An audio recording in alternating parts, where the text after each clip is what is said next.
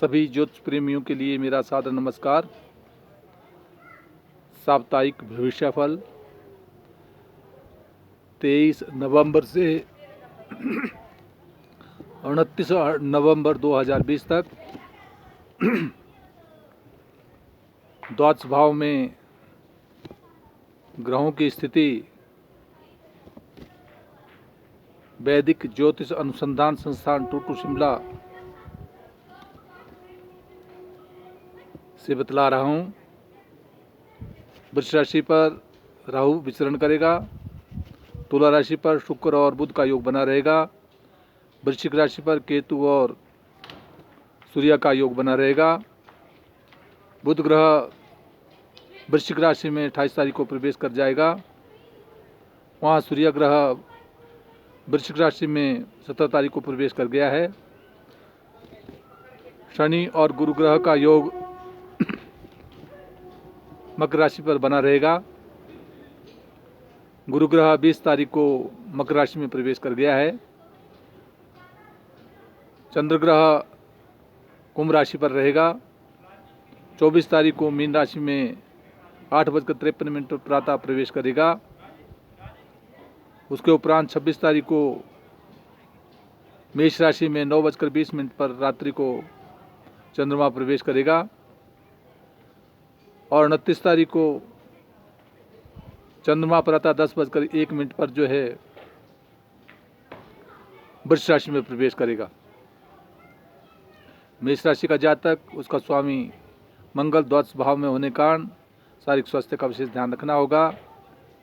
पारिवारिक क्षेत्र में विशेष सफलता के योग मिलेंगे क्योंकि शुक्र ग्रह और बुध ग्रह सप्तम स्थान में विराजमान है, परंतु अष्टम स्थान में केतु और सूर्य का योग बना है जो शारीरिक स्वास्थ्य की चिंता प्रदान करता है। चोट आदि से विशेष प्रकार से बचना होगा। नौकरी के क्षेत्र में और भाग्य उदय के क्षेत्र में विशेष सफलता के योग मिलेंगे। वृष राशि का जातक, उसका स्वामी शुक्र ग्रह अपने से पंचम भाव में बुध के साथ विराजमान है, इसलिए बौद्धिक विकास दे रहा है। इंटरव्यू इत्यादि में सफलता की प्राप्ति के योग बनेंगे। विद्या का लाभ मिलेगा। वहाँ सप्तम स्थान में सूर्य केतु के साथ होने के कारण दाम्पत्य जीवन में कुछ उलझनों का भी सामना करना पड़ सकता है। नवम भाव में शनि और गुरु का योग विशेष प्रकार से मान सम्मान और प्रतिष्ठा को प्रदान करेगा। नौकरी का भी लाभ मिलेगा। मिथुन राशि का जातक, उसका स्वामी बुध ग्रह अपने से पंचम भाव में विराजमान है जो बौद्धिक विकास करा रहा है, मान सम्मान प्रतिष्ठा को दे रहा है। विशेष लाभ की प्राप्ति होगी। वहाँ सप्तम भाव का स्वामी गुरु अष्टम भाव में होने के कारण जो है दाम्पत्य जीवन में और व्यापारिक क्षेत्र में उलझनों का सामना करना पड़ सकता है। विशेष ध्यान देना होगा। वह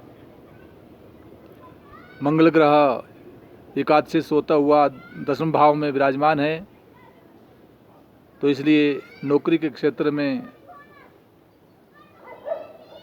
अपने से उच्च अधिकारी के साथ क्रोध से बात ना करे, अच्छा होगा। विशेष लाभ की प्राप्ति होगी। परंतु अष्टम भाव में शनि और गुरु का योग बना हुआ है। शनि यद्यपि दीर्घायु का योग देता है, परंतु गुरु नीचस्थ होने के कारण कुछ समस्या दाम्पत्य जीवन में उठानी पड़ती है। विशेष ध्यान देना होगा। कर्क राशि का जातक, उसका स्वामी चंद्रमा अपने से अष्टम भाव में है। शारीरिक स्वास्थ्य का विशेष ध्यान रखना होगा। उपरांत 24 तारीख के उपरांत मीन राशि में प्रवेश करेगा जो भाग्य उदय कराएगा, नौकरी का लाभ देगा और मान और सम्मान प्रतिष्ठा बने रहेगी। एकादश स्थान में राहु बाह्य स्थानों की यात्राओं को कराता है। मित्रों का सहयोग बनेगा। वहाँ चतुर्थ स्थान में जमीन जायदाद और प्रॉपर्टी का विशेष रूप से जो है बुध और शुक्र ग्रह लाभ की प्राप्ति कराएंगे। परंतु जहाँ पंचम भाव में सूर्य और केतु विराजमान हैं, केतु के कारण कुछ अड़चनों का सामना करना पड़ सकता है। बौद्धिक विकास में कुछ समस्याएं आ सकती है, विशेष ध्यान देना होगा। वहाँ सप्तम भाव में बृहस्पति और शनि का होना दाम्पत्य जीवन में सुख प्राप्ति के योग बना रहा है। मान सम्मान प्रतिष्ठा बनेगी, व्यापार में लाभ की प्राप्ति होगी। वहाँ 23 तारीख को शारीरिक स्वास्थ्य का विशेष ध्यान रखना होगा, क्योंकि अष्टम में चंद्रमा चोट आदि की संभावना पैदा करता है। उपरांत लाभ की ही प्राप्ति होगी। सिंह राशि का जातक, उसका स्वामी सूर्य चतुर्थ भाव में केतु के साथ योग बना रहा है, इसलिए जहाँ चतुर्थ भाव हृदय का होता है, हृदय संबंधी रोग से विशेष ध्यान रखना होगा। क्रोध पर नियंत्रण रखना होगा। सूर्य के लिए ताम्रपात्र द्वारा जल चढ़ाते रहा करें। और केतु कारण कहीं जमीन जायदाद प्रॉपर्टी के क्षेत्र में भी उलझनों का सामना करना पड़ सकता है। वहाँ दाम्पत्य जीवन का स्वामी शनि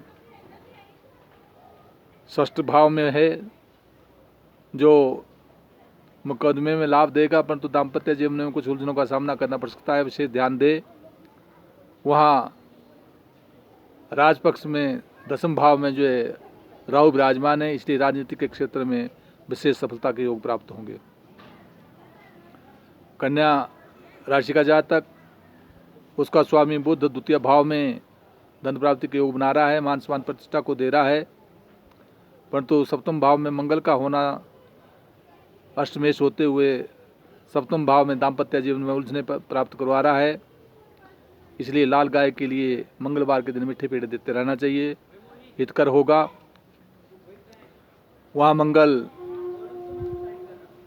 पंचम भाव में, जहाँ कन्या से पंचम भाव में जहाँ बृहस्पति और शनि का योग बना हुआ है, वो बौद्धिक विकास को आता है, मान सम्मान प्रतिष्ठा को देता है, कहीं साक्षात्कार में सफलता के योग प्रदान करवाता है। इसलिए बुध मंत्र का जाप करते रहा करे, सर्व सुख की प्राप्ति होगी। वृश्चिक राशि में सूर्य और केतु विराजमान हैं, क्योंकि तुला राशि का जो जातक है, उसका जो स्वामी शुक्र है बुध के साथ स्वगृही होकर विराजमान है, इसलिए द्वितीय भाव में सूर्य और केतु के होने कारण जो है कहीं गले संबंधी समस्या से सावधानी रखे। कानों में भी कोई रोग आदि होने की संभावना बन सकती है, विशेष ध्यान दे। दाम्पत्य जीवन में जहाँ सप्तम भाव का स्वामी मंगल अपने स्थान से षष्ठ भाव में बैठा है, इसलिए कुछ उलझनों का सामना करना पड़ सकता है, विशेष ध्यान दे। वहाँ दसम भाव का स्वामी चंद्रमा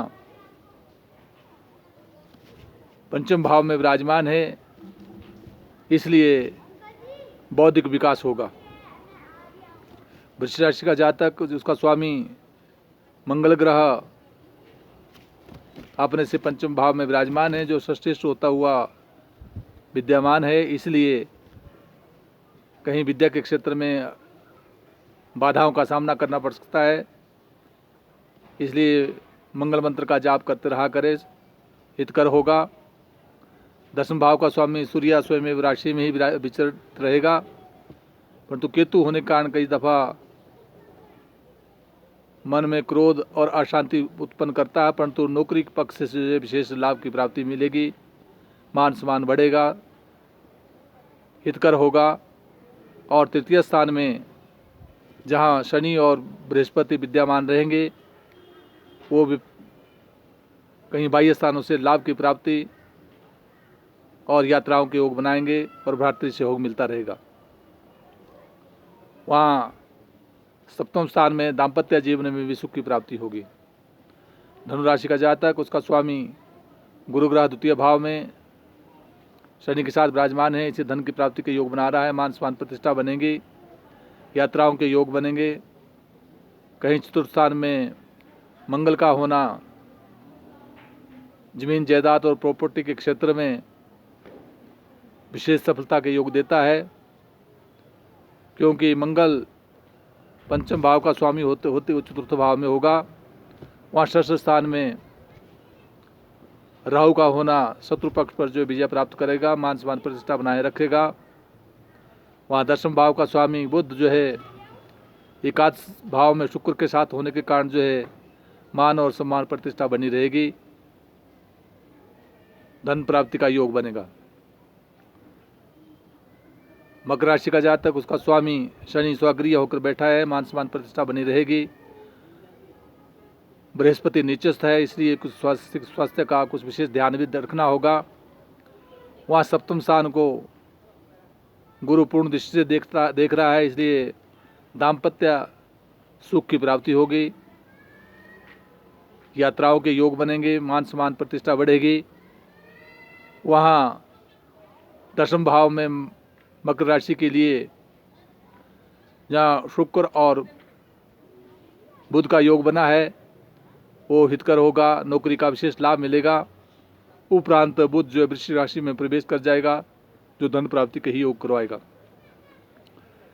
कुंभ राशि का जातक, उसका स्वामी शनि अपने से द्वादश भाव में होने के कारण यद्यपि स्वगृह होगा, परंतु फिर भी शारीरिक स्वास्थ्य का विशेष ध्यान रखना होगा। द्वितीय स्थान में पराक्रम घर का स्वामी मंगल विराजमान रहेगा, जो भ्रातृ से योग करवाएगा और साथ जो है अपने आत्मबल से परिश्रम के द्वारा धन प्राप्ति के योग बनाएगा। वहाँ सप्तमेश जो सूर्य ग्रह है वह अपने से दशम भाव में विराजमान है, इसलिए दाम्पत्य जीवन में पत्नी की ओर से जो है आर्थिक प्राप्ति के योग तथा नौकरी के प्राप्ति के योग बन रहे हैं, हितकर होगा। वहाँ जहाँ एकादश भाव का स्वामी गुरु ग्रह द्वादश भाव में होने के कारण जो है आय व्यय लगभग समान रहेगा। आमदनी के क्षेत्र में कुछ उलझनों का सामना करना पड़ सकता है, विशेष ध्यान रखना होगा। वहाँ मीन राशि का जातक, उसका स्वामी गुरु ग्रह एकादश भाव में विराजमान रहेगा शनि के साथ, इसलिए आर्थिक लाभ की प्राप्ति होगी।